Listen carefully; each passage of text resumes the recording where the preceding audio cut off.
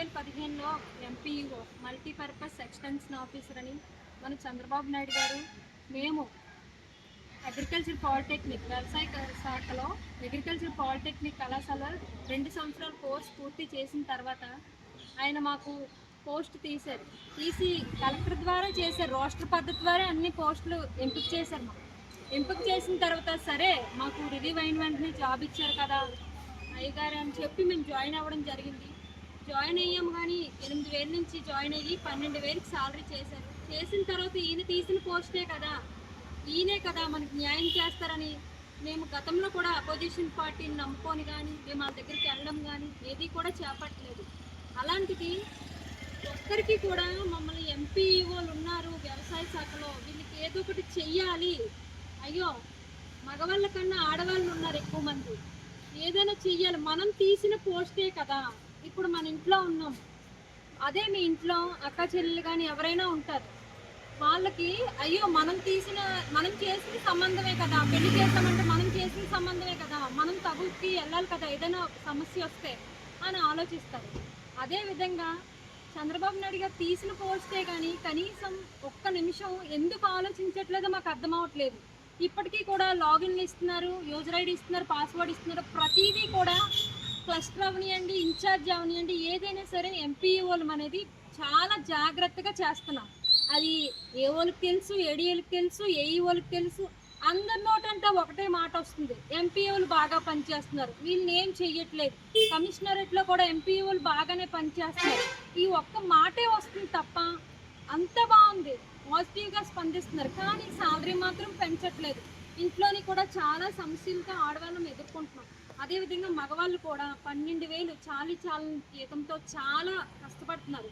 విత్తనాలు అమ్మడం ప్రతిదీ కూడా రాత్రి అయినా పగలైనా ఏదైనా అందుబాటులో ఏఓకి కానీ ఏడీకి కానీ ఏదైనా అవసరం అయితే మాత్రం ఎంపీఓ గుర్తొస్తున్నారు. గవర్నమెంట్ మాత్రం ఎంపీఓ అనే పదం ఎందుకు మర్చిపోతున్నారో అర్థమవట్లేదు.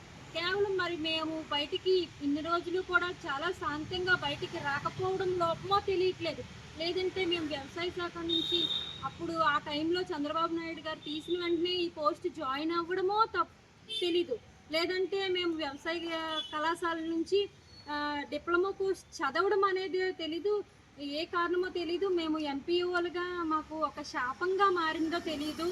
ఇప్పటికొచ్చి మా వెనకాతలు వచ్చిన వాళ్ళు ఎవరైనా సరే బాగానే సాలరీ అది ఇంక్రిమెంట్ చేసుకుని వన్ బై స్టెప్ ఒకటి అంచెలంచెలుగా ఎదుగుతున్నారు, మేము మాత్రం అలాగే ఉండిపోయాం. మరి ఏంటో అర్థం కాలేదు. 2015 నుంచి ఇప్పుడు అంటే దాదాపు 12 సంవత్సరాలు అవుతుంది, మేము ఇలాగే ఉండిపోయాం. ప్రతి ఒక్కరూ కూడా వీళ్ళు ఇలాగే చేస్తారు, వీళ్ళు ఫస్ట్ ప్రతిదీ కూడా ఇప్పుడు టార్గెట్లు ఈ సర్వేలో ఓకే రైతన్న మీకోసం, విత్తనాలు ఓకే, డబ్బులు రెమిటెన్స్, ఏదైనా సరే ఎరువులు పురుగు మందులు ఏదైనా సరే ప్రతిదీ కూడా remittance. MPO okay, MPO 100%, okay MPO 100%, అందులో ఫస్ట్ వస్తున్నాం.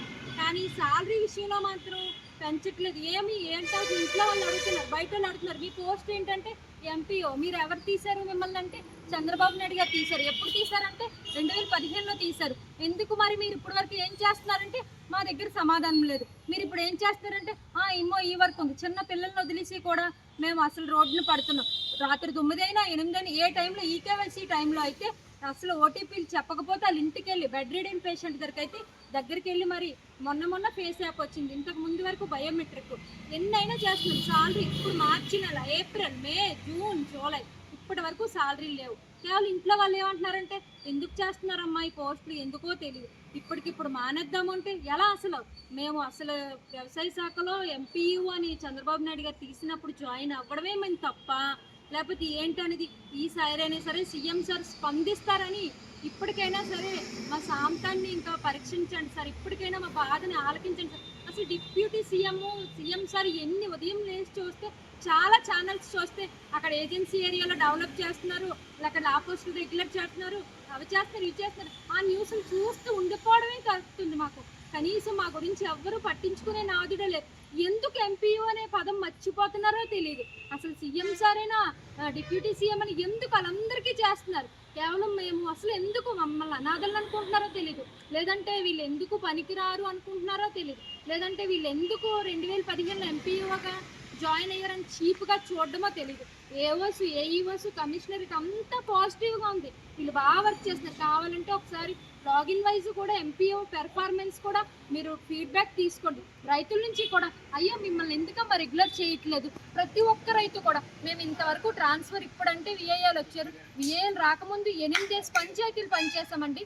ఆ 8 పంచాయతీల రైతులను కూడా అడిగి మీరు ఫీడ్బ్యాక్ తీసుకోండి. ఎక్కడైనా ఎంపీఓ పని చేయలేదా, బాగా చెయ్యట్లేదా, అసలు వాళ్ళు వస్తున్నారా లేదా, ఇప్పటికీ కూడా మా ఫోన్ చెక్ చేయండి. ఏం చేసినా సరే ప్రతి ఇన్ఫర్మేషన్ మా ఎంపీఓ నుంచి వెళ్తుంది. అమ్మ కొత్త వాళ్ళు వచ్చినా సరే ఆవిడ ఉండేది, ఆవిడ నుంచి చేస్తారు, మా నుంచి సమాచారం వెళ్తుంది. పిఎం కిసాన్ అయినా ఏదైనా ఏఓ గారికి లాగిన్ చెక్ చేయడైనా మెయిన్ డీటెయిల్స్ తీసి కలెక్ట్ చేసి ఏఓ గారికి ఇవ్వాలి.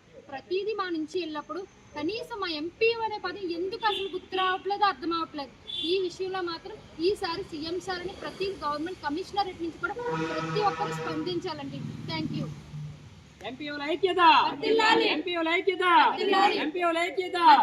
సమాన పనికి సమాన వేతనం, సమాన పనికి సమాన వేతనం, సమాన పనికి సమాన వేతనం. We want Justice. We want Justice. We want Justice. ఎంపీఓల ఐక్యత, వర్ధిల్లాలి. ఎంపీఓల ఐక్యత, వర్ధిల్లాలి. ఎంపీఓల ఐక్యత. వర్ధిల్లాలి.